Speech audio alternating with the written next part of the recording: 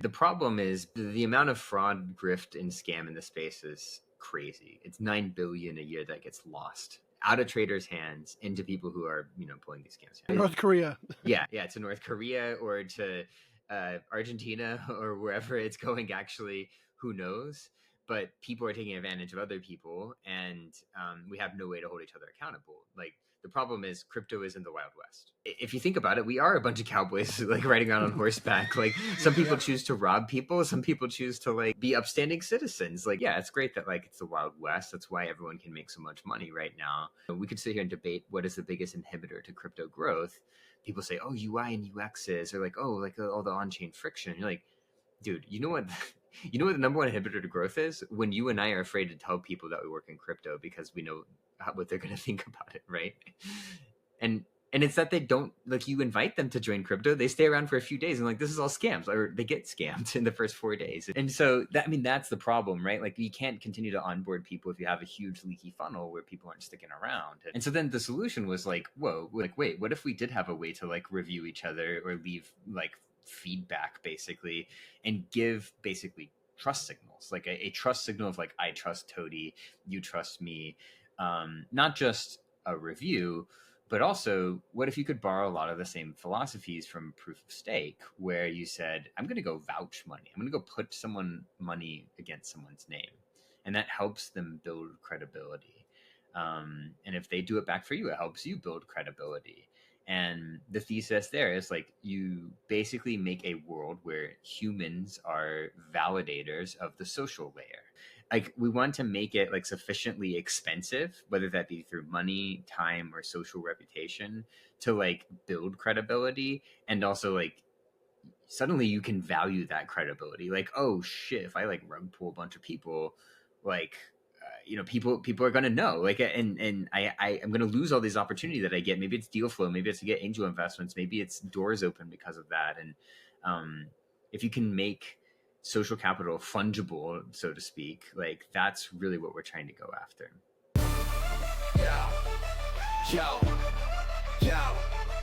Grab your headphones, get ready to vibe. ZEROPOD is coming at you when we're doing it live. ZEROPOD, yo, I said ZEROPOD, yo. ZEROPOD.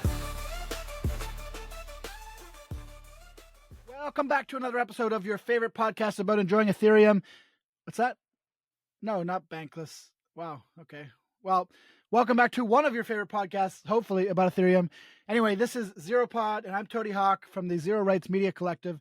And today I'm super excited to introduce you to Serpin Taxt, not a character from the Harry Potter universe, but rather a young, ambitious founder of a new protocol called Ethos, which aims to solve the age-old problem of who to trust and who not to in the on-chain space. We talk about his childhood, his career in Web 2 before falling down the crypto rabbit hole, and his goals for Ethos, namely to tame the Wild Wild West just a little bit. So without further ado, let's go learn a little bit about the mythos behind the ethos. Let's go. I appreciate you taking the time, and I'm excited to learn a little bit about your story as much as you're comfortable sharing, and teach our listeners about Ethos and how they can use it and what it's all about. So appreciate you joining us here on ZEROPOD. I just wanted to maybe give you a quick primer before we jump into it. So this is a podcast that I started about 1.5 years ago, and the idea was for it to be basically an open source podcast about Ethereum. It just makes sense to me that, we need more content that also matches the ideals and first principles of the things that we're trying to teach people about. So ZEROPOD is a publication of Zero Rights Media, and basically our whole goal is to be a place where people can create content with zero copyright, so people can do with it what they'd like. They can go and remix it and essentially do all the great things that people do with open source software, but with our content. So that's that's our ethos, if you will. Oh, there you go. Yeah, see, it works, doesn't it? It works, yeah. One of the things about our pod, though, is we do try to dig in a little bit to the people before the project. So I know everyone's at sort of various levels of doxing in this space, so we want to be respectful of that. I'm not sure is Serpin Taxt your real name, or is no, that it's not. That would be a sick real name. I mean, though, it would be. Dude, that would be cool. Yeah, I feel like I need to name a future son Serpin or something. It's not too late. I figured it wasn't because nothing came up on Google for that name. But no, I go by Trevor. Yeah, Trevor. Trevor. Love it. But yeah, so why don't you tell us a little bit, as much as you're comfortable sort of sharing about your upbringing, like where did you grow up and what was young Serpin like? The big thing for me was always just wanting to build things, whether I knew it was in software or just using my hands doing something. I felt like I always just really like building and kind of like I don't know, when I was a kid, I mean, I'm 30 something, like when I was a kid, like people were like, I want to be an inventor when I grow up, and you're like, what the hell is an inventor? That's not a real thing. That's not a thing. Yeah. And I feel like astronaut, yes, yeah, right. No. Yeah. I feel like I ended up being an inventor in a way, even though that really wasn't the plan, right? And it wasn't what I would call myself, but and I feel like the big thing for me is, always interested in computers. This was before programming was big. I was in high school in 2008 taking computer science classes. Eventually led me to go get a computer science degree, and I felt like that was a real like inflection point for me in understanding like, oh, not only do I want to build things, but now I can build those things. So now I have the means to do so. It's kind of like the leverage of the computer revolution in a way, that one person can do so much more. Yeah. Most people care. I did play RuneScape. I was into RuneScape in 2004. Man, the amount of times that RuneScape comes up in these podcasts, I tell you, so many builders in this space owe their start to RuneScape. It's kind of nuts. There's a bunch of other games. Like I know that the Yuga Labs guys were into like Star Wars Galaxies and some of these older Toady online games. But I'm super into games for sure. I really enjoyed the early days of MMOs. I own Warcraft or... Oh yeah, I own an original World of Warcraft server, actually, like the bare metal that it ran on. I'm into collectibles. I like collecting things. Probably why I got into NFTs so much. I never got into World of Warcraft, which is probably good because that was around the time I was in college, and I was just like, I knew I had to just like look the other way, or I would never. It was totally going to, and like because I was big into Warcraft actually before World of Warcraft. I used to play like the original God games that they had. I played so much of those in my teen years, and I was like, I got to stay away from this, and I did, and I'm glad because one of my roommates in university got actually like super addicted to the point where he like dropped out of his degree because of WoW. So it's no joke. It worked out for me because it was high school for me when WoW came out, and I remember like it's similar to RuneScape. Like the grind never stopped. I don't even think I got to 60 in the first expansion, which was the max level. It took like months to get there, and I think some of that grind is something that still like motivates me today. Like I really enjoyed that part of the internet where like, not everything was easy. The internet was small, and it took time to like invest in things and get value back out of it. And it was a journey instead of the outcome, if that makes sense. For sure. And hey, we owe World of Warcraft for Ethereum, right? So yeah, exactly, right. That story. Like, the Vitalik started Ethereum because he couldn't keep his sword or something. And WoW. I feel like that could have been any of us, right? That were playing WoW. Surely we had all the intelligence. Yeah, we were so close to being Vitalik. What happened?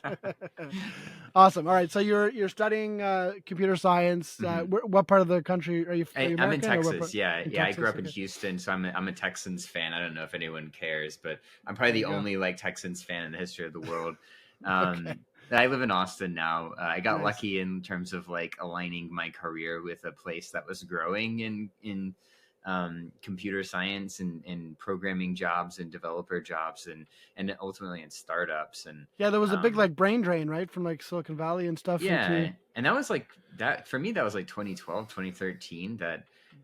That's when I moved here after college, and it was like, oh, there's like startups happening, and Facebook and Google are moving to Austin, and it's been 12 years now that I've been here, so.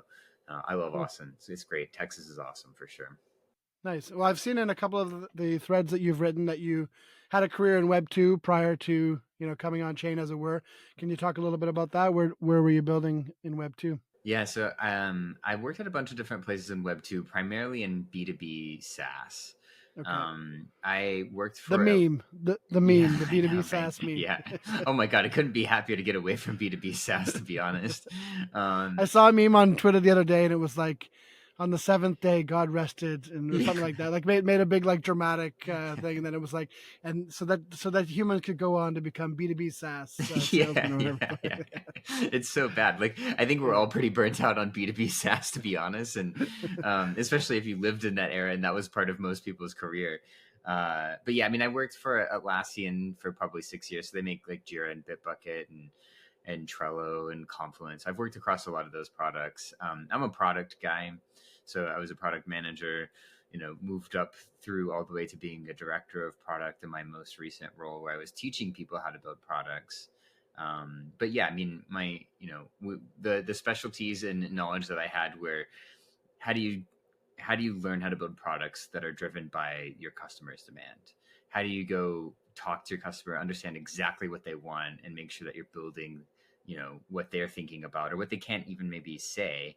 And that was a skill set that I built up over time, is really like building products that users wanted. And the thing I would add to that is like, I was a computer science person at first, so I always kind of like blended the technical side of that into that equation. And that was actually one of the things that like engaged me with Ethereum originally. Was at one point in time I was trying to like map APIs in centralized systems, and there's no way to do that. It was just impossible. And I looked at ETH and I was like, wait a second, everyone speaks the same language here. That's pretty damn cool. Like, that's why they call it a smart contract. Yeah. And you're like, wait a second, this is really cool. Like, when in the early 2000s, everything was a protocol. You had,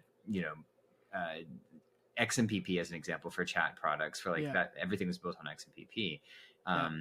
Then it went totally centralized, and you have iMessage, right? And it was all about walled gardens, and still is in a lot of those areas. I was trying to connect these walled gardens. I'm like, God, this is terrible. Like, no one's ever going to do this. And interoperability is like a pipe dream. And and I think that's what really turned me on with ETH. I didn't like buy ETH. I was just like, whoa, that's freaking cool. Like, if everyone can, it's like functions as a service combined with the concept of like, everyone talks the same language. It's huge.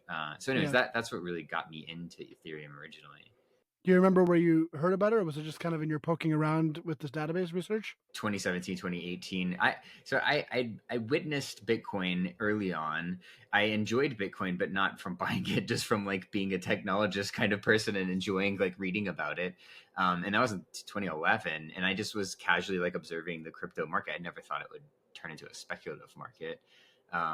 That's the thing a lot of people don't think about, is like, people always say, I wish I had seen Bitcoin earlier, or I would have bought it. And probably not, and if you had, you probably would have sold it. 100% drawdowns. I'm telling you right now that in 2011, when I caught wind of Bitcoin, it was like summer in college, and I was reading about it, and it was going to $30, and I'm like, wow, this is really cool.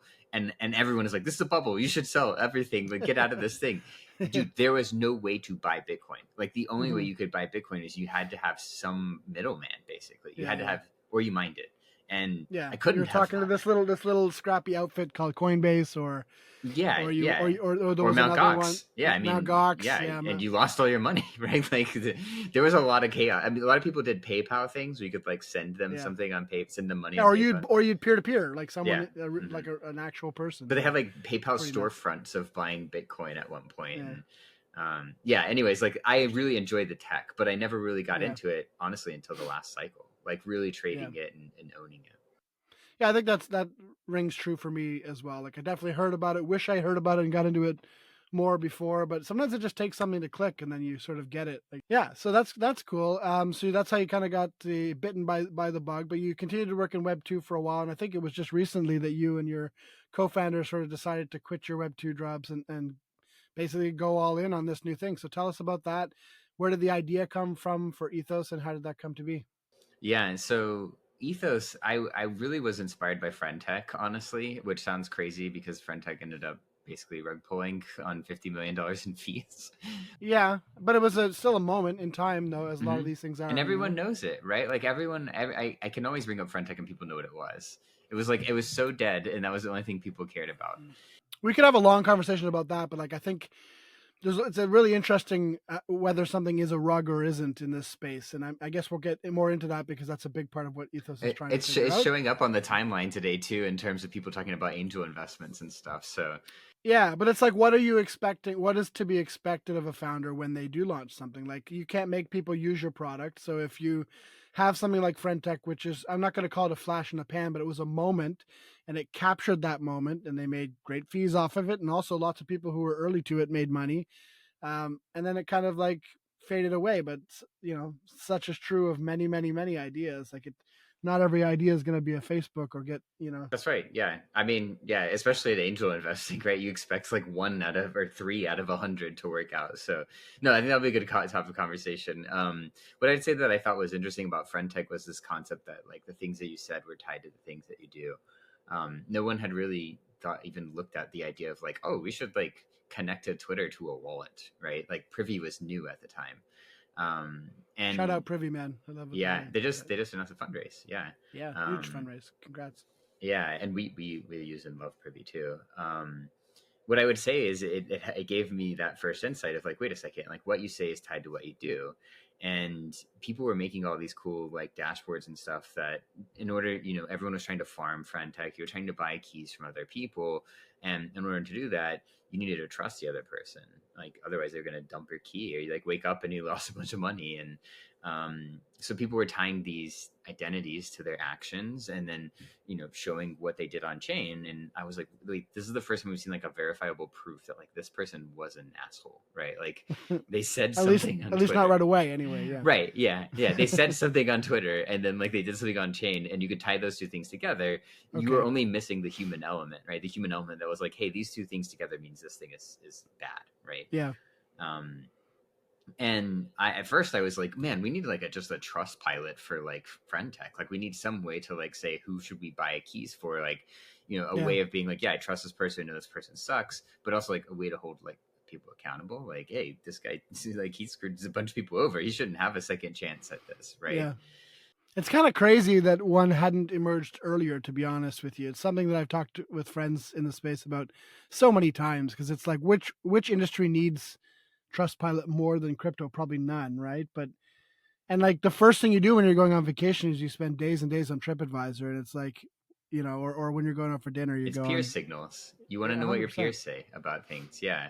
Well, and the thing, like to riff on the point that you just made, like every conversation, whether you know it or not, is a financial conversation in crypto. Like, right. Every time some words come out of your mouth, you are thinking about making a decision. Me looking at the nouns glasses in the back of your thing is making me think about like, oh yeah, I wonder how nouns are doing. Maybe I should go check on that. Like, I'm just curious, right? And everything that we do has financial implications, and we're all businesses, whether we know it or not. We all like have monetary value when we talk, and that's really important. And you're right. Like, I think that creates the need where like we need to be able to trust each other. And I've said that to people because sometimes people love to sort of demonize the financial aspect of on-chain life as though it's like not the real reason we're here, like, oh, we're here for the tech or whatever is the meme. But the tech is the overlay of money on top of all these other things, and how it can be like why do so many builders love building on Farcaster, versus X for certain things? It's because you can integrate that moneyness right away. Yeah. It's way better of a platform for building on top of, and Twitter is the centralized version that says we don't want you to you have to pay for our data. We don't want you to be able to like build on top of us, and we'll deplatform you whenever we feel like it. Which, I mean, it's tough. You have to do it. We just had Deployer from Banker on. His episode comes out today, the day we're recording. And he was talking to us about his decision to build on X. You just have to do it if you want to go to people. But like, compared to building on Farcaster, it was so much more difficult dealing with the APIs and everything. Anyway, I'm sure you know about that. And expensive. And but then Farcaster has a double. It's kind of like you also don't have as many users on Farcaster. Right. And like the reputation problem isn't as big on Farcaster because it's like almost a natural selection a little bit of like. True. Yeah. The people there are more reputable anyways. That could be something there. Yeah. Although as it grows, that's always going to be changing, but it would be, what's cool is like it'd be very trivial for us to extend that to Farcaster, and that's a testament to Farcaster overall. For sure. So it sounds like the sort of genesis of Ethos almost sounded like it was going to be an extension for Friend.Tech at the time. Yeah, I mean, like, I was working with one of the guys from Atlassian on the side, not my co-founder, just like a dev that I worked with a bunch, and we started just like pulling something together, and I was like, wait a second, there's way more here than this. And I kept watching like the Friend.Tech. I felt like they were fumbling like generational opportunity, like define what credibility meant in Web3. And I knew that that wasn't what they wanted to do. It's just like I felt like that was the opportunity, that was the thing. And I was tweeting about it. I shared this morning that there's a tweet from September 2023 where I basically am like, Friend.Tech is the future. It is because you can determine credibility from these things, and I call that Ethos Onchain, and that turned into Ethos basically, and it had nothing, like it said the bull case for Friend.Tech is Ethos Onchain, and I took that and I said no wait, we're gonna build that, and hey, be your own bull case, you know. yeah, yeah, exactly. And so then we started like prototyping on the side, and it was just like going to be on top of Friend.Tech. And I was like, wait a second, no, this is way bigger than this. And I said, I'm going to go call up my colleague Ben and my co-founder Ben, and he and I worked together at Atlassian before we were in the incubator part of the company. And I'm like, dude, I got something that I think is really interesting. And the most important part, it solves a real problem. And I felt like I wasn't ready to dive into building in Web3 until I felt like there was a problem worth solving. And so I felt really optimistic that like we had seen a potential solution combined with a really big problem that I felt like it was kind of blue ocean. Like there weren't really that many people trying to solve this problem yet. Or if they had, they were doing it in very different ways. And so what was the problem and what was the solution? yeah, the problem is the amount of fraud, grift, and scam in the space is crazy. It's 9 billion a year that gets lost in out of traders' hands into people who are pulling these scams in. To North Korea. Yeah, to North Korea or to Argentina or wherever it's going. Actually, who knows? But people are taking advantage of other people, and we have no way to hold each other accountable. Like the problem is crypto is in the Wild West, right? We have it's a double-edged sword of permissionlessness, basically. Right, which makes sense. Like if you think about it, we are a bunch of cowboys like riding around on horseback. Like some people choose to rob people, some people choose to like be upstanding citizens. Like that's make just a saloon. Yeah, exactly. Yeah, or a bank or a government official, and like that's the beauty and downside of Web3 in a lot of ways. And if you think about it just logically from like a how does history change perspective, you're like, you go from the Wild West, you introduce, like some people believe you needed to introduce more government. Other people believe that like people actually want to cooperate with people and make a better society naturally. And it's part of who we are as humans. But we have to get to like a modern state of society. And in the 20s and 30s, they started introducing regulation. And then one day they added the SEC and they added all these different ways. But also like people started cooperating more, like they cared more about morals and ethics. And so similarly, like I think the same thing has to happen with crypto. Of like, yeah, it's great that like it's the Wild West. That's why everyone can make so much money right now. But it also doesn't mean that we're a civilized society.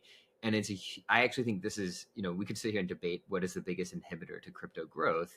People say, oh, UI and UXs, or like, oh, like all the on-chain friction. You're like, dude, you know what the number one inhibitor to growth is? When you and I are afraid to tell people that we work in crypto because we know what they're going to think about it, right? And it's that they don't, like, you invite them to join crypto, they stay around for a few days and like, this is all scams, or they get scammed in the first 4 days, and you're like, okay, or you scare them just trying to tell them how to avoid getting scammed. They're like, no, you know what, never mind. Download these 14 extensions. Yeah. And so that's the problem, right? Like you can't continue to onboard people if you have a huge leaky funnel where people aren't sticking around. And so it's the Wild West, and it's the fact that we're not progressing, in my opinion. I don't think this cycle has shown progress in terms of crypto. Or when people do get sort of onboarded, they'll get onboarded on a sex, or they'll get onboarded somewhere that's not really on chain, and that's fine, I think. And there's maybe, I not your keys, not your coins, 100%, but there's a lot of people that probably can't manage their own keys, so maybe they should be on an exchange. But we're not here. This movement, we're not here to have 7 billion people move onto Coinbase, Kraken, and Binance and call it a day, right? So, yeah, like the future of on-chain unlocks so many things beyond just being able to trade crypto, which is what a centralized exchange lets you do. And so then the solution was like, whoa, with Friend.Tech, again, like your actions are tied to like who you are, and we could actually see those things. But also like, wait, what if we did have a way to like review each other or leave like feedback basically, and give basically trust signals, like a trust signal of like, I trust Toady, you trust me, not just a review, but also, what if you could borrow a lot of the same philosophies from proof of stake, where you said, I'm going to go vouch money. I'm going to go put someone money against someone's name. and that helps them build credibility. And if they do it back for you, it helps you build credibility. And the thesis there is like you basically make a world where humans are validators of the social layer, instead of like machines are validators of Ethereum transactions and if they get approved or not. Right. So what is the incentive for me as a user to vouch for Serpin, aside from them vouching for me back? Is there other Yeah, I mean, incentives? there's none, right? It's like it's cooperation, right? Societal cooperation. It's like, hey, I like this guy, I want to see him succeed. Maybe it is that you both want to support each other, and you do. But are the like, funds forfeited, or can they be unstaked no, later? yeah, they can be unstaked at any point in time. The caveat is that when you unstake it, they lose the credibility that they earned. And they earn that over time. So it's like 180 days, it maxes out. If you take it out, then they'll lose all of that credibility. And so the idea is to bring a similar concept of economic security to social layer. And when you think about like you browse a timeline, there's like 1,000 bots that are replying to stuff, and like people are spoofing what credibility means. Oh, I have 400,000 followers on Twitter. You're like, no, you don't. No one cares, right? Like, there's not even that many people. Yeah, exactly. Yeah, exactly. And so like we want to make it like sufficiently expensive, whether that be through money, time, or social reputation, to like build credibility. And also like suddenly you can value that credibility. Like, oh shit, if I like rug pull a bunch of people, like people are going to know, like, and I'm going to lose all these opportunity that I get. Maybe it's deal flow, maybe it's to get angel investments, maybe it's doors open because of that. And if you can make social capital fungible, so to speak, like that's really what we're trying to go after.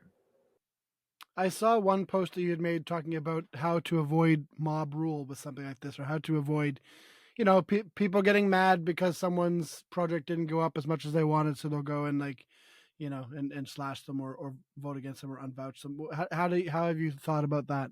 Yeah, and I mean the thing that I always talk about is like everything is behind your name. When you negatively review someone, you're putting your name behind it. That's a very big difference than like writing a tweet and deleting it 4 seconds later, or like having see these random bots, or even Google reviews or these ones. Right. Lots of people are doing them anonymously, and there's no policing of that. So what I would say is everything has to do with risk on Ethos. Whenever you leave a negative review for someone else, you're technically taking risk in your own social capital, right? Mm-hmm. Let's say that you do take place in mob mentality, and then someone looks up and they're like, yo, like you've done this like 30 times this month. What is going on here? Like, are you a bot? Are you real? The idea is that someone has the mechanism to basically call you out, or they have the mechanism to be like, hey, this person is not like they're stepping out of like societal norms at this point. And does that lower the weight of their rating over time as well? Right. Yeah, it would. In the algo? Yeah. Okay. So everything is a score, a credibility score. All credibility scores are based on like how much credibility you have. Basically, what do other people say about you? How much vouched ETH they put against you? How many people you have that done that? And the way that it works with a scoring system is like if you're like ranked really high and you review someone that's ranked really low, then it has a bigger impact than two people who are similarly ranked. And this gives us an ability to kind of make like weighted nodes on a network graph, which is a really important concept. It doesn't happen in normal review systems. Like someone who is new to Ethos leaves a review for someone else, they would have almost negligible impact on a review. And so like these are the kind of things. It's like, hey, I don't have an answer that's like I'm gonna sit around and I'm gonna be the person that like moderates all day and says like, no, you can't do this. And that's not even the Web3 ethos, right? Like it needs to be decentralized. It doesn't scale either, right? It does not scale. Yeah, if you go back and look at Reddit early on, the whole thesis of Reddit was like, hey, we are never going to be able to scale to be the entire internet. So like we'll have subreddits and they'll self-moderate. And so but in that case, they do have moderators. And in our case, we haven't really gotten to a point where we're like, oh, like these specific people are like super validators or anything. Because I feel like that can get you a little closer to corruption and collusion and stuff. But in your case, it's emergent, right? Basically, the people who are doing the moderating are the people who have the better reputations on the platform. Exactly. Yeah. So that's kind of how I think about it. And it's like, I don't have an answer to moderation, because the point is we built a system that should be able to self-moderate. And I think that for a lot of people, it's kind of hard to like wrap your head around this idea, because it's like, well, wait, what do I even draw parallels to? Like, that doesn't exist. And you're like, well, yeah, like, that's the point, right? It's like a novel take on how to do this. And we're probably going to get it wrong at first, if I'm being completely honest. Like, there are things in the algorithm that I don't like right now that I think are overvalued, or there, we might have the wrong distributions of people that are reputable, or it might just be early and we don't have enough data yet. But this is why I've always really been a big believer in, you build in public, you get people's feedback, you use that feedback to drive what you build. We're still the drivers of it today. We won't be the drivers of it forever, but we use the customers to help us understand, how should we be building this thing. So what is the pool that people are finding people to vouch, for? Is it literally permissionless? Anyone can be submitted, or is it, does someone have to opt in? How does that all work? There's no opt-in. Anyone can review anyone. The way that it works is it is a protocol at the end of the day. So it is a series. Yeah, I saw someone rating Hitler, so I figured that it wasn't opt-in. Yeah, and that was a good like Photoshop. So, but yeah, like it's not opt-in, and the way that it works at like a contract level is like you literally just leave a review in plain text, and the target is like other text, right? The text is like, it's an x.com account and here is the handle. And so it is not necessarily pointing, or it's not the handle, it's actually the ID, I think, of the user, so that if they change their name, we follow that. But the idea is the Twitter ID basically. So so it's anyone with a Twitter, or eventually maybe Farcaster, anyone with those accounts. But you can also do it for ETH addresses. So if anyone has an ETH address, maybe a protocol has an ETH address you want to review or vouch for. And in the future, it'd be stuff like, it could just be a GitHub account. It could be a LinkedIn account if you really want it. It's just plain text, right? Like, the whole point is like, we have an interface, the product that you see and use today, but that's just kind of like a block explorer. Our belief, but you're putting those reviews together, though. You're assimilating them into a score. And what work are you doing on the back end to be like, oh, this ETH address is actually this person on X and is actually this person on LinkedIn? Are you doing any of that bubble maps type work? We're letting people decide to opt into that part themselves.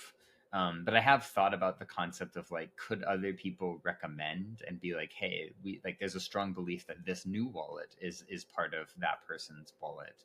Yeah, I think that would be helpful. Kind of like how people already use Etherscan and Basescan for that, but it's obviously not the right tool for it, but for labeling and stuff. But my belief is that we would get to a point one day where people want to share their wallet because that's how they build their credibility, versus like right now it's like no one wants to share their wallet. I'm thinking more the other side of the coin, though. I'm thinking about the scammers who are going to use a different wallet for every scam. Right. And how do you protect against those people better? Well, that's why like the thing that pulls them together is their identity, their social identity, right? And that's why like Twitter is really the core. I mean, it's not actually in our architecture. You still have to connect Twitter really to your ETH address. It's the core identity, but like, you could still go leave reviews for people on Twitter who you think continue to scam. And it's a lot harder to run away from your Twitter identity, even though people do it all the time. And you're saying you can't even just sell your account either, because that account then is going to be always tagged as like the scammer account. The risk would be that people decide to make a marketplace for good accounts and start selling their like high reputable ethos. I mean, they have to keep them good, though. That's the thing. Like, you can't just fake that, right? Or not. Or if someone picked up on like, hey, I think this person sold their account, here's the proof that I have, they could get slashed, right? Like, you could use that meme, the copy pasta. Yeah. Kobe sold his account for sure. Yeah, exactly. The writing is very different. Yeah, no, I think like that. That's what's cool about it. Once you kind of see that the mechanisms are playing a big part in how Ethos works, I think it starts clicking for people of like, oh, okay, cool. This is meant to be a decentralized system. It's not like everyone's brain thinks in centralized ways. And I'm like, no, like we can't be moderating stuff. That's not how it works. That's never how it should work, right? Yeah. The moderation is done collectively by the community. For sure. I think like for me, as like an avid user of the space, I only needed like 3 words to be convinced that this is a problem needing to be solved. And I think it is, for sure. And I think the protocol is really interesting, the way that you've structured it to sort of mirror a proof of stake. but for people. What's the distribution though? Where do you see people actually picking up on these ratings? Where is it going to be in their face when they need it to be, and how? Yeah, I mean, we have the Twitter extension now, which I think is one of the helpful ways to kind of build signal versus separate it from the noise. And what I would say there is, so in Twitter, if you have a Chrome extension, you can see, you put like a colored ring around people's names, and it shows their score right there. And so you're browsing Twitter, it only works on desktop, but you're browsing Twitter and it's like, oh, should I listen to this person? Like, who the hell is this guy? Or is this like a bunch of bot spam?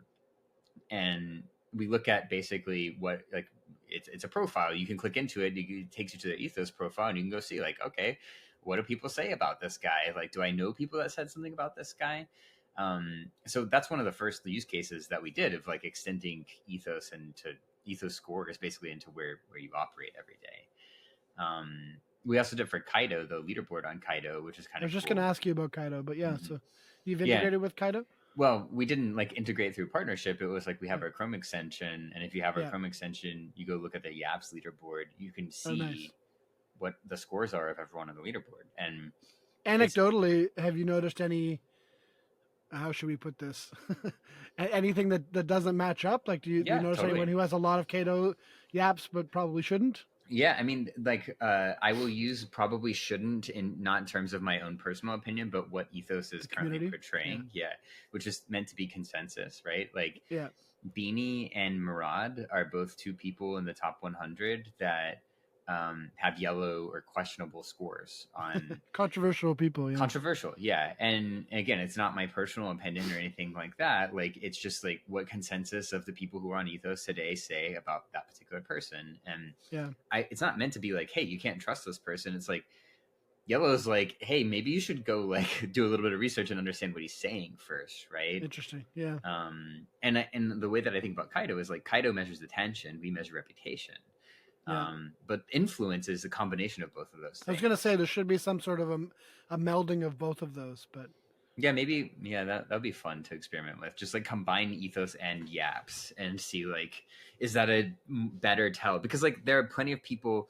Really, what you're trying to measure is influence, in my opinion. And there are tons of people in this world who have zero ability to get attention, and are the most reputable people in the world. And true. Well, I think that Kaito is actually trying to measure influence already. Like, I don't think they're trying to just measure pure attention, but it is really difficult to get that influence part, like to get the reputation need the peer part. Signals. Yeah.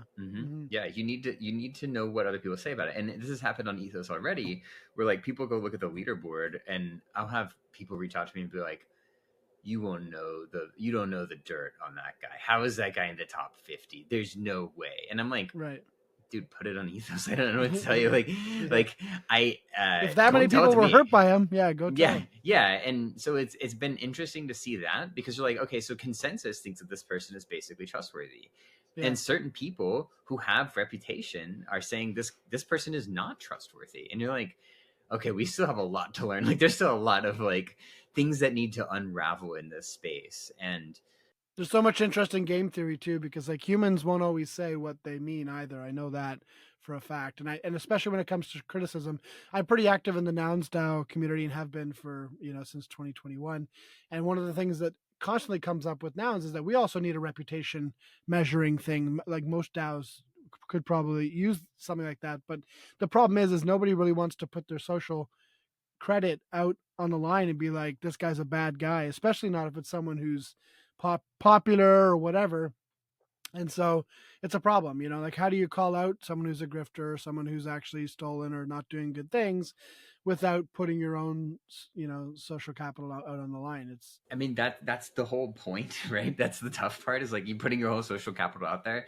And if I'm being honest with you, like I have a fear a little bit right now that like we are all cooperating with each other with knives pointed at each other's backs, meaning like we are in this, like everyone's like, oh, it's a circle jerk and all this stuff. And you're like, no, we're in a circle backstabbery. It's like, this guy vouches me. He vouches me. Yeah. I swear to God. And you're like, and what I think is actually happening is there are a lot of people who are afraid to speak their mind about the actual truth. And I get it. I get why you wouldn't want to share some of that, especially put your name behind it. But the reason you're doing that is like, kind of like you don't want to lose out on financial opportunity, right? It's not like 100%. Yeah. And so like that means I mean, that we are all cooperating negatively with each other, basically. Yeah.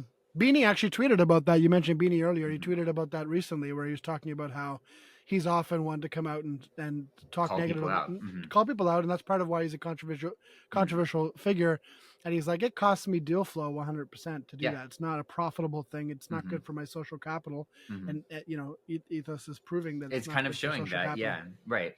And so that's why I think it's interesting. I mean, I used to be pretty vocal about certain things that I felt like weren't going right in projects, and be like, come on. And like, I don't know if you were paying attention to Ethos at the time, but I wrote something negatively about Azuki and launching anime, and I felt like it wasn't the right decision. And this was before Ethos was even really blowing up or anything. I was just trying to show people how to use the product. I'm like, here's my opinion. And, it didn't cost me anything except a bunch of Azukis coming after me on Twitter for a little bit. But, I went and talked to Zagabond a little bit, and like we had a good conversation. And it was actually, I found that the negativity actually led to resolution. And you know what's weird? I'm seeing that the past few days on Ethos too. The people have this negative opinion that they hold in, and they have no way to share it.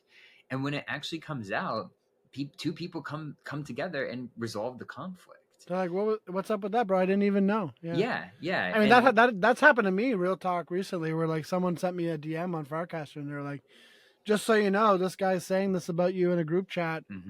He said that, oh, he's fake. He said he'd help me and never did.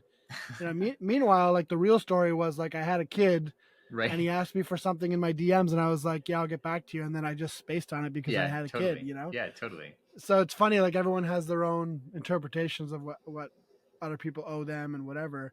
Yeah. But yeah. And I mean, like that's a good example too of like, you have to be careful with anonymity of like, that effectively was like an anonymous piece of feedback that made its way back to you. And I always equate like anonymous reviews as like you're throwing like shit out of a window at someone, right? You're like, ha ha ha, screw you, bye, right? Like, and that doesn't solve anything. But if you put your name behind it, it actually means that you care to say it, and there's risk involved, right? You're risking your own social capital. And I think Beanie's point is valid, but I think there are also people like Zach XBT out there who have made a case for themselves and calling this stuff out. And he's not necessarily calling a lot of the grift directly out. He more calls out like when things happen. Scammers. Yeah.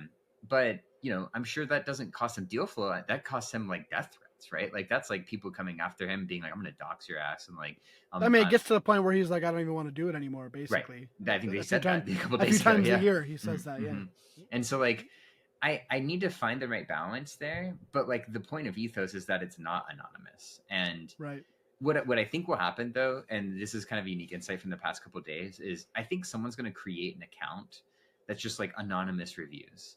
I saw your post about someone doing a ZK app, right? Yeah, and it wouldn't be ZK technically. It would be like the person would know all the secrets, right? But like, well, it could be ZK, but yeah, I guess one of the it would be really hard to input. I want to actually build ZK reviews on Ethos, where like 100% the person who submits the review never can be revealed to anyone. Like, it could be something like a non-cast, right? Yeah, and there are people that are doing this, right? I think the differentiator is like we have reputation, so you can say like, I am a reputable person and I'm saying these things, right?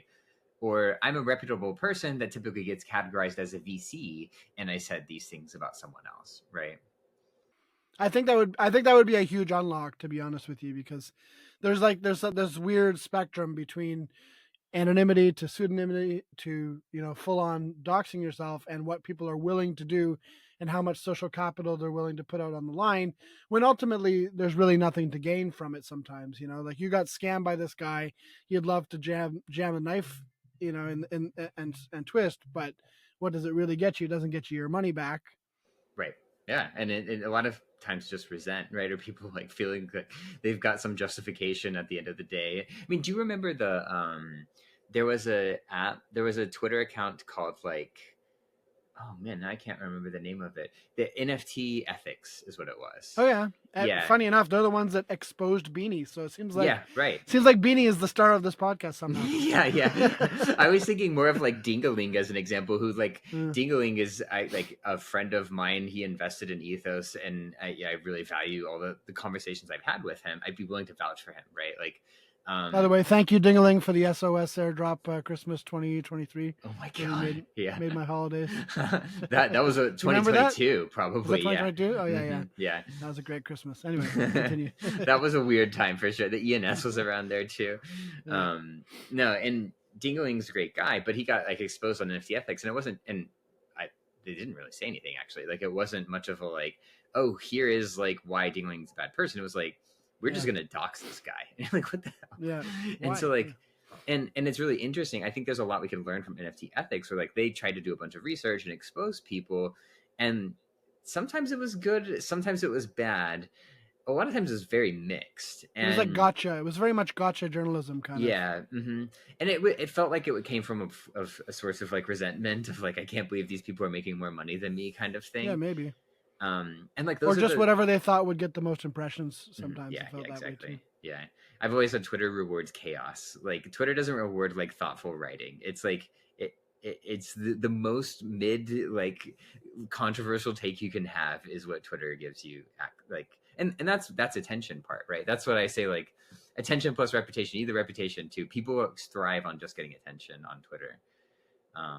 But yeah, NFT ethics is something that we have to learn from too. And I think this is an uphill battle, but I won't be surprised to see someone. I think it would be a cool use of the platform to see someone that says like, I'll make a Twitter account, I'll relay all the DMs to Ethos reviews, and if people like the reviews that are anonymous or not, they upvote them. If they don't or disagree, they downvote them. And then, like in theory, you should get some of the truth out potentially. And if people don't like that account and think that account sucks, then someone could go slash that account and be like, no, this like, and if this like Ethos Secrets account sucks, we're slashing it. And then eventually, like we don't do this now, but eventually people that are questionable or lower, you might not ever show up on the app again. Like your posts might not make it to the feed. Your upvotes might not show up on our app. And so like there are ways that we can use that as filtering. And I kind of like it as an experiment of like, go build a like lightweight profile DApp thing and see if people like it or not. And if they think it's crap, then they just slash it and you never see it again. I'm glad you brought up slashing because I did want to ask you about that. So, I mean, people familiar with proof of stake will know that sort of slashing is the stick part of the proof of stake mechanism. How is it used within Ethos? Same concept. Yeah, I mean, right now it's just social slashing. So the way that social slashing works is someone who is reputable can slash someone else. And you risk, there has to be risk involved. I talk about that a lot. The risk is you risk your own social capital to do it. In the Beanie case, it was Bread Guy who not only risked like his social capital score, but like in theory risked some like general social capital. Like people might think differently of Bread Guy after that. And the way that it works is it goes to like a 48-hour voting period, and then other people vote on if they believe that person should get slashed or if they are in defense of them not getting slashed. That voting just happens in the app? It happens all on chain in the app, yeah. And what is different? What's the difference between slashing and just giving someone a bad review? Yeah. Slashing would be like a significant amount of credibility score lost. And it is almost kind of meant to show like, hey, this person like really stepped out of line. This is how we think about it. This person really stepped out of line, and I want other people to go confirm that and vote on it, rather than, which is a little bit different. Like it feels like it costs a lot less to be like, oh, I agree with this slashing, than to be the person who writes the negative review. And is it meant to be like reflective of an action that happened? Like, is it like, oh, this guy did this yesterday, or it can be anything? That's what I thought. I thought it would be more real time. I mean, because we have so much history catch up on, people have been doing a lot of historical stuff, which is fair too and makes sense. And it's helpful to see like, hey, at this point in time, 173 people disagreed or agreed that this person should get slashed, right? That's a helpful outcome. I guess it can be a check as well on what you were talking about earlier, where someone's like, how does this guy in the top 50? And then if you have someone reputable who slashes that person, and all of a sudden everyone comes out of the woodwork and says, actually, yeah, that guy is an asshole. Right. Yeah, exactly. It's a check on that. Yeah. This is what I heard someone was talking on a space yesterday about like, I have someone that I really want to slash. I'm like, oh God, like, let's see it. Like because I think what will happen a lot of the time is just a real slash, and people, if you have enough evidence and you're like, hey, like maybe it's a baseless claim and you don't have any evidence and people are like, yo, what are you doing? Or maybe it's like founded in research and you have a bunch of data. Like it gives people a chance to basically defend you as the slasher and be like, no, I agree with this. Like this is 100%, this is what consensus is meant for. Like we all agree that that person should get slashed. And the other thing that we didn't mention is it's social slashing right now, so it's just risking credibility score. The way that it will work in the future is it'll be financial slashing too.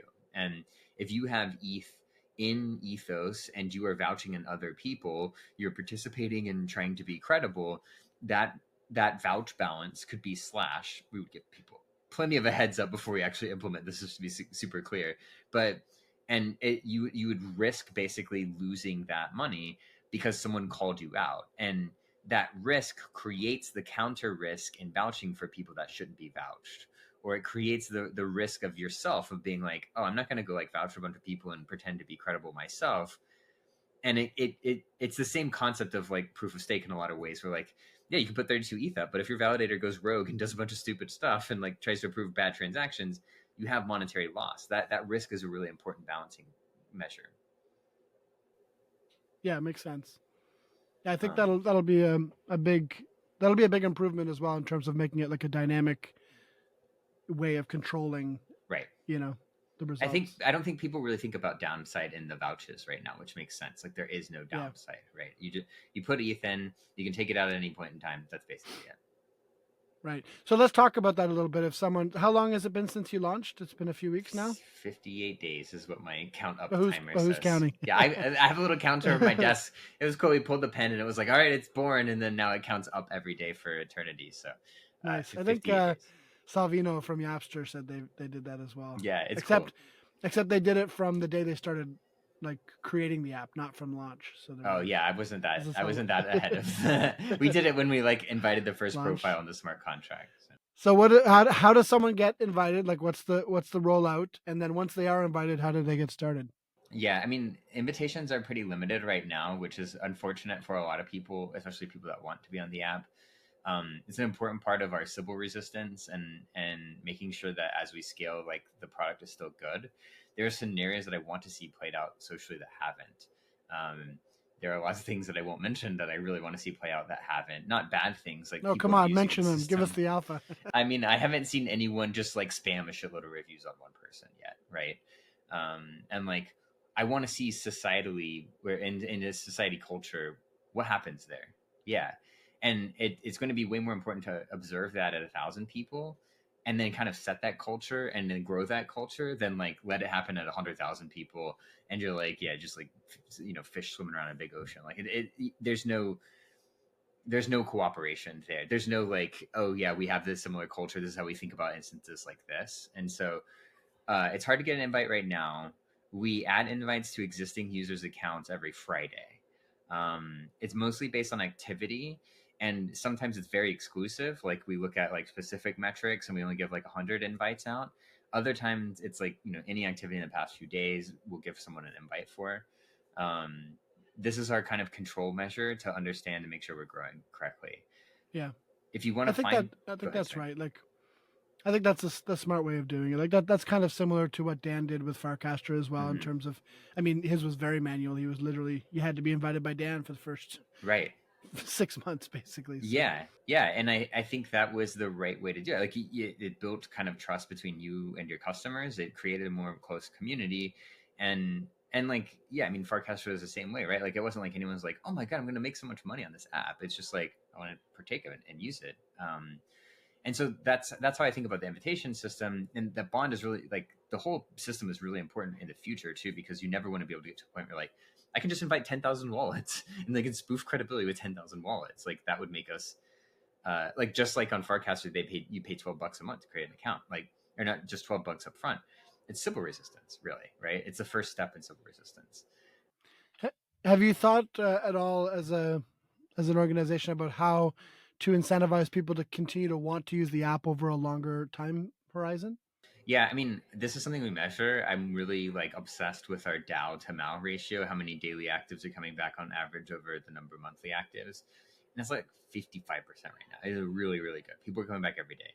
And I feel good about that. It's probably because It's kind of gamified, right? Yeah, like we you're have the building up daily XP. and you have the daily streaks where you like, people like to do the streaks thing where like but it's helpful. You're like providing content. You are creating content for other people to consume. Like it's a kind of a creator economy in a lot of ways. And the way that I think about it is like, as long as we can continue to scale at that rate, we should be in good hands. And the flywheel of it is basically there is always trust moving in a circle in the entire space.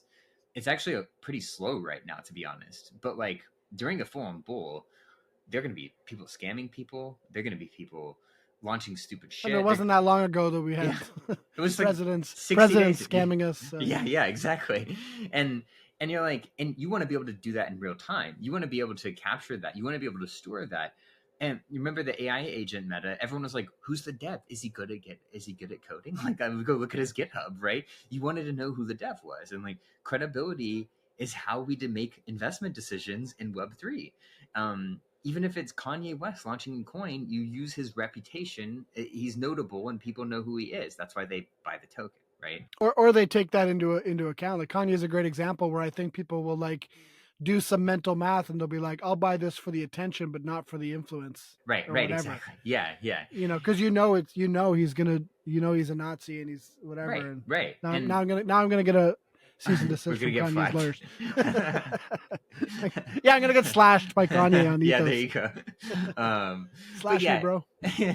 that's where I think it's super interesting. And yeah, I mean, like even I think Kanye has a pretty low score right now. He's one of the lower scores in the untrusted category, and that doesn't like reflect him right now perfectly. It more is a reflection of him in crypto right now and how people view that. But I think the flywheel of how people keep staying in the app is basically like drama. When you have drama or when you have good things happen and you want to support a founder, like a new project's launching and you want to go show your support, people are going to go look at their profile, and we capture that attention, right? And so I'd like to think that's kind of how we continue to keep people coming in the door, is like we're the store of value, or basically the system of record for where drama and reputation goes. Makes sense. So when people do start using the app, once they get that invite, how do they find people to vouch for, or apps or protocols to vouch for? Like where do they do that? And also on the flip side, how do they ask their network to vouch for them? Yeah, it's a tough one right now. We don't do a great job at this, to be super clear. And I want to do a much better job of just discovery in general. Like, how do we help people? Because we have your Twitter and we know who your friends are on Twitter. Elon just wants us to pay him $5,000 a month to get. Hey, you can get the Farcaster social graph for free. I know, right? You're like, it would be so much easier on Farcaster. Why not both? Yeah, exactly. Yeah, you have to have some focus here, right? But no, I would say like we could do a lot better of a job of that. We don't right now. I would say usually it's like people posting on Twitter like, "Hey, are you on Ethos?" Yeah, I'm on Ethos. Here, go write a review for me. And so it's very manual right now. It is very manual. Yeah, there's a link you can send people or whatever. You can I mean, it's just like, here's my profile. I found that the best. I mean, you can use a search. Everyone has a score. I honestly have found that the best way to do this is use the Chrome extension, because when you use the Chrome extension, what happens for me, I see someone's score and I'm like, oh, that's too low. What the hell? Like, let me go write a review for them, right? Or I'm like, right. Or like a new protocol that's coming out, or like, what was the thing that people were tweeting about yesterday called Yeet? I think the casino or whatever. Oh, yeah. Like, people were talking about that. It's yellow on Ethos right now. Like, if you're the founder of Yeet, if you're like the people that are funding it, like, you wanted to have a better score, right? Like, yeah.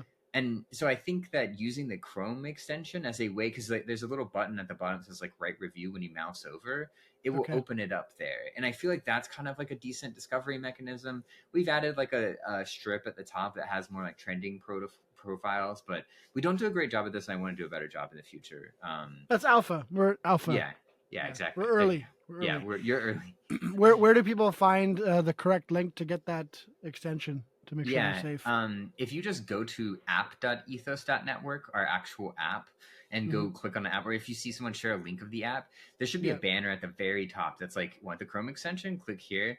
Okay. If not, it's in like the drawer. If you click the menu item, there's like another thing that says get the extension. Okay. Yeah, only click links from approved verified sources. URLs. That's right. Yeah. You could also go to the Google Chrome store and search for Ethos Twitter extension, and it'll show up there. Sounds good.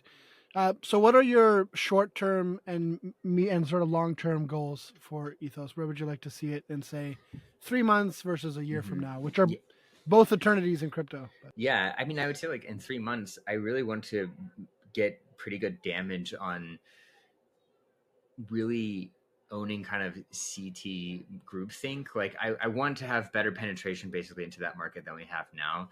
There's 2,000 accounts. I don't really know how many people are actually on CT, to be honest. It's not 100,000 people. And you know, I really want to focus on that because I think that's where our problem is. And I think that's where we can help people the most. I would say like, I want to have a lot of confidence in our scores, because what I want to do is I want to go with the scores to other projects and say like, hey guys, like these like, yeah, like integrate like a lending platform. Hey, you want to offer slightly better rates to this person because they're a reputable person? Or hey, you offer a slightly better rate to this person, and if they did something bad, you could write a negative review for them or something and ding their score. And I should introduce you to Yele. He was on the pod recently. I don't know if you know him or not, but he's the founder of Onboard, which is a startup out of Nigeria. He's an amazing person, but they built this on-chain neobank originally for the African continent, but they're expanding out from there. And one of the things we talked about on the pod was how like credit is such a big issue. It's a big issue in North America already, but I mean, we're pretty lucky here that like you can probably get, you know, at least a mortgage. But he talked about how like in Nigeria, it doesn't matter who you are. If you're buying a house, you're buying it in cash. Like that's how little credit facilities are existing there. And so he wants to create, you know, under collateralized or even uncollateralized lending that uses reputation. So there could be a really interesting synergy there. Totally, because I mean that's what we're trying to say. Like we have proof of credibility, and that proof of credibility is something akin to some like the pseudonymous version of KYC. Like that's what I would like it to be, right? Or better than KYC, right? Yeah. And it's like really KYC. Yeah, you know really know them. Yeah, it's like you instead of KYC, it's like you go to all of that person's neighbors and ask what they think of them. How good of a parent are they and stuff. Oh shit, yeah. Don't ask my neighbors. No, and like that's where I think it's really interesting. And so I think the near term, it's like bringing Ethos scores into a lot of other places. We've already had some integrations that have been successful. Someone they're making like a way to connect marketers to influencers, and it's like okay, also show their Ethos score next to them. You could show Yaps next to them too. Like it just helps everyone kind of get that better understanding. Yeah, there's a project that is sort of in alpha on Farcaster right now called amps.fun by Phil. I'll connect you with him, but it's an interesting experiment where basically on Farcaster he's experimenting with allowing people to buy recasts, and which is like a retweet on Farcaster, and likes. So basically it's controlled who's available and who you can choose, but you can basically pay $3 and get someone to amplify your cast, which is really interesting. So something like that, I think someone even mentioned just yesterday, I think it was AZ Flynn from DAO's, what's it called? DAO's.fun. He mentioned that someone should do that for X, and I totally agree. There's an app out there called Get Reach that does that. Okay, interesting. Yeah, there you go. Because I think this is a good idea, and I think a lot of people like shy away from that concept because it's like really likes from like an influencer. Like, well, if it's verifiable and on chain and it's obvious, then it's totally fine, right? It's just like affiliate marketing or sponsored paid content on Instagram, and all of the favorite influencers do this, right? Like this. I mean, it could be a little bit icky, but the reality is like it's experimentation. I'm an on-chain experimentation maxi. Like, we need to try all this shit because all the things that are happening right now have huge middlemen who are taking all the money out of the middle. So content creators are not making, you know, if you're on any other platform and someone's paying to be amplified by your platform, you're not getting that $1 from that, right? So at least it's figuring that part out, and then you can figure out the ickiness later. 100%. Yeah. And so, I mean, that's kind of how we think about it too. And That's why it's exciting. Like we've really taken this, like, we'll ship and get something out there and then learn from it, rather than like hype it all up and start from like this period, like setting expectations really high, then not delivering on them. It's like, no, we got it out there, now we got to build on it. And when I think about a year from now, it's like, can we secure all of crypto? Can we crypto YouTube is in a better spot because people know who the real influencers are there and who are the ones to avoid. And yeah, how's BitBoy's rating? Yeah, I haven't looked at BitBoy specifically. I don't think it's great. He's not been like, there are definitely points in time where people like go through a period of getting a lot of negative reviews at once. And it's just because like attention, circulates there. They said something, it got a bunch of people's attention, and yeah, BitBoy hasn't come up yet. He hasn't been in the firing line yet. Probably wishes he was, actually. Yeah. Probably misses being in the attention. Some people again, it can be attention without reputation, right? You can still have influence with zero reputation. Yeah, for sure. Those are pretty lofty goals. I love it. Any alpha at all that you can share? Anything this will be coming out within the next 2 weeks. So anything that's coming out in the next month or so that you want to tease or? Yeah, I think one of the things that people haven't really thought about yet that is going to be really important, especially if you're listening as someone who owns a business or a protocol in this space, I think you should care about your ethos score. I think that peer-to-peer is really interesting and helpful, but again, we're all businesses at the end of the day. And like Wasabi Protocol is one of the only businesses I think that has an account, and they have a little bit of a head start, right? They're getting people to review them and vouch for them. I think the block, I talked to, why can't I remember his name right now? The guy from the block, and he created an account for the block or something. He vouched for the block 10. And so like in my head, it's like, we're going to make the discovery of companies a lot easier. Everything right now is very P2P based or peer-to-peer based. We are working on leaderboards. This is the alpha that I haven't really shared anywhere else. Leaderboards that are specific to categories of accounts. And I think similar to what Kaito's been doing a little bit. Yeah, and I think it's going to be really important for businesses to want to stand out on those. It's an edge. It's something that it helps everyone get more research, right? It's like, who likes Kaito as an example? Like if they were on the list, like who likes them?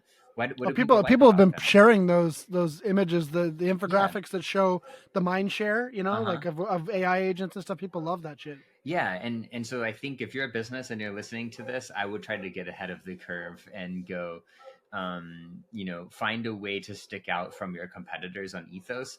Maybe get an invite first. An invite first. Well, we can figure stuff out for that. Like DM me if you're listening to this in your business, and we'll figure something out. I think that is pretty good alpha.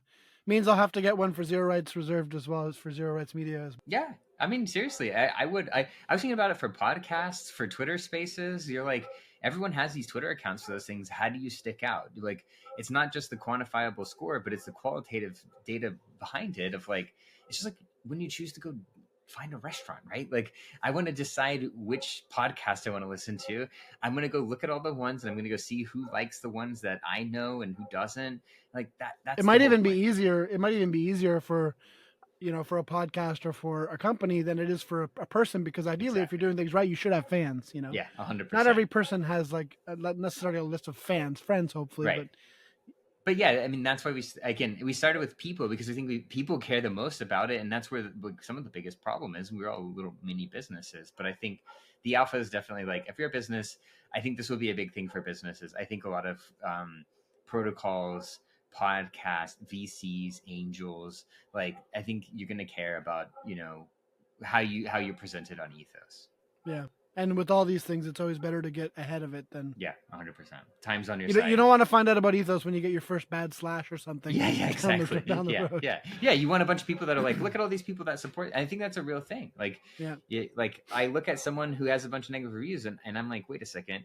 These are people that are credible that vouch for them already. Like, why are they getting this flack right now? Well, I had a company local many years ago, and we had a really pristine rating on one of the local sort of rating sites, and then we got a really bad review, like one really terrible bad review and like 99% good reviews. And the amount of time people would get in touch, and they'd be like, we got in touch with you because of this bad review, actually, and your response to it. Because everyone wanted to see what's the one bad review, and they went and read it, and they're like, we could tell that person was a raving lunatic, and like compared to your other reviews.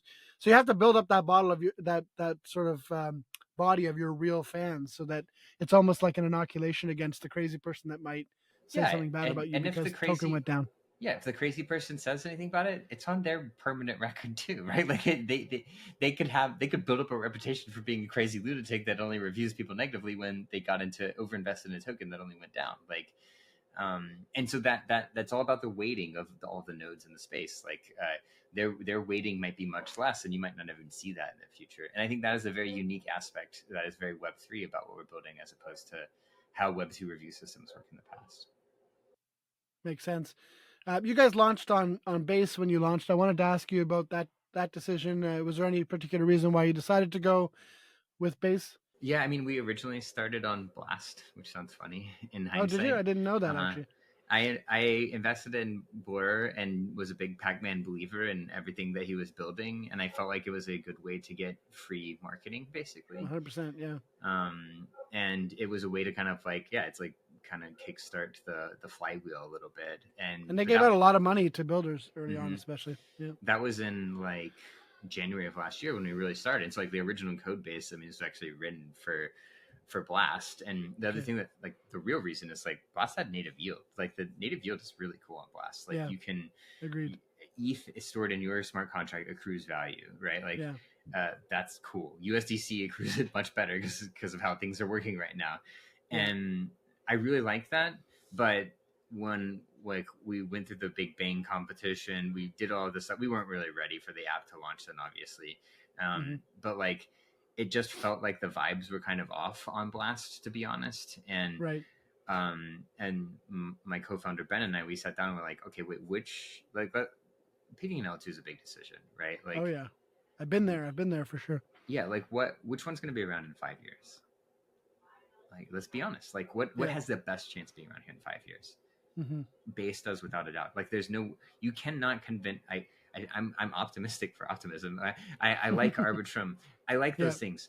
Their foundation run, and Coinbase is a business that's making a bunch of money on it and want to see it successful. Like, this is a completely like our own view. I didn't know anyone at Coinbase. I'd never talked to anyone at Coinbase. It was just like, okay, what's going to be around in 5 years? I think the cool thing about being on Base too, and all of the progress we've made in UI and UX and Web3, I get so many people that are like, I don't even know what chain Ethos is on. And you're like, that's pretty cool, actually. Like, that is what success looks like, I think, in 2025 with UI and UX. Is like, you did it once, basically. Or if you vouch for someone, then you would probably know. But like, you could use the entire app and not have any idea what chain it was on. And we can continue to do that. We could figure out ways to be like, if you want to put money in like a smart, our vault, like Vouch smart contract, like, you want to put Solana in there? We have a Solana contract to do that. You want to put whatever else in there, like Barachain in there? Oh, interesting. So you can kind of choose which nomination you vouch? Yeah, we're a huge abstraction of lots of things. And like, yeah, in theory, because we sit on top of all of that, we could observe the vouchers that exist on many different chains. And it would be interesting. So you can actually choose the currency that you vouch for someone in. Right now, it's just an ETH. Yeah, but in theory, the way that we've designed it is like a vouch contract could support basically anything. Very cool. Awesome. Well, it's been really it's been awesome to sort of hear about what you guys have been building. I think it's really exciting. I think it's really needed. I have to ask the question, do you guys have any plans for a token in the future? Is that something that you've thought about from an incentives perspective? Is it something you could talk about? I mean, it's always something you can't talk about in the US because that's the world that we live in. And I have to abide by certain types of rules. What I would say, it's not a free for all now with Donald? If it were a meme coin, I guess I could say we were going to launch a meme coin. We're not planning to launch a meme coin. Right. The way that we think about it and how I always talk about it is contributor XP is how we incentivize people now. Contributor XP is a way for us to understand how we could incentivize people in the future when it's not just imaginary points. It allows us to tweak things. It allows us to understand exactly how it works. It does not mean that it's a direct proxy to a potential token. It just gives us some insight into how incentives work. It really works. It really helps us tweak things. It's like, oh, this is overvalued, this is undervalued. And it's really hard to do that if one day it's on chain and it's yield. It is like really, really difficult to change those things. Yeah, makes sense. And then the other thing I would say is like everything that we've designed is a it's proof of stake, right? Like there's a lot of explicit design considerations around how the product works today that evolves over time. And so I mean, and maybe you're taking some inspiration from Blast as well. Who knows? Yeah, exactly. No, Blast was just like send money to a smart contract and we'll hold it for you. And multi-sig. Yeah, the multi-sig. We'll stake it for you. Yeah. No, but just the idea of like working capital or staking capital being interest bearing is kind of interesting. Yeah, totally. And I mean that's what like ETH is a gas token, right? You use ETH as a fee to do things. You can use it to stake. Like I think we have a lot of similar parallels, even though we're not, a blockchain. And so I don't have a good answer for that yet, and I definitely don't have any idea what a time frame would look like on something like that. But what I do know is like we are experimenting with that so that we are set up for success in the future. I love it. Well, Serpin, thank you so much for meeting with me. It's been awesome just chatting. Yeah. And we'll keep you posted when this comes out. It should be a couple weeks from now. Yeah, sounds great, man. Package it up and send it out. But thanks for having me. Super appreciate it. It was an awesome conversation. I liked all the stuff we went into too, so that was great. Awesome. All right. We'll see you on Catch Chain. you later. See ya. Bye.